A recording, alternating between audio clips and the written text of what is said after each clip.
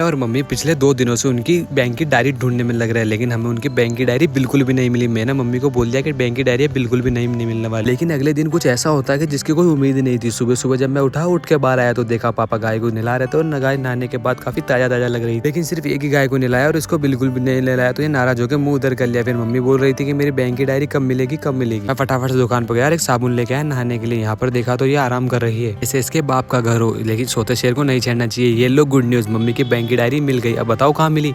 मैं बताता हूँ। मम्मी की बैंक की डायरी हमारे घर में नहीं बल्कि हमारे चाचा के घर में मिली थी। तो मैं फटाफट से तैयार हुआ, चल दिया बैंक जाना इतना जरूरी हो रहा है क्योंकि मम्मी को पैसों की कुछ ज्यादा जरूरत है। तो यहाँ पर मैंने जो फॉर्म था वो फॉर्म भर दिया और फिर मम्मी को अपने साइन करने के लिए बुला लिया। मम्मी ने भी साइन कर दिया और साइन करने के बाद 5 से 10 मिनट बाद मम्मी को और मुझे कैश मिल गया। तो यहाँ पे कैश मिलने के बाद मम्मी आ गई बाहर। मुझे और मम्मी को जाना है घर की ओर। मैं आपको अगले व्लॉग में जरूर बताऊंगा कि इतने पैसों की जरूरत हमें क्यों पड़ी। हम जैसे ही घर पे आए इतनी तेज धूप के कारण मेरा तो मुंह ही जलने लग गया। घर पे आने के बाद मम्मी ने चाय बनाई और चाय पीने से कुछ काम नहीं हुआ। फिर मैंने भी दही में शक्कर डाला और ठंडा ठंडा दी सल्टा दिया। अभी तक तो सच बताऊं तो मम्मी ने मुझे भी नहीं बताया कि इतने सारे पैसों की जरूरत क्यों पड़ रही होगी, लेकिन अगले व्लॉग में जरूर पता पड़ जाएगी। तब तक के लिए डू सब्सक्राइब।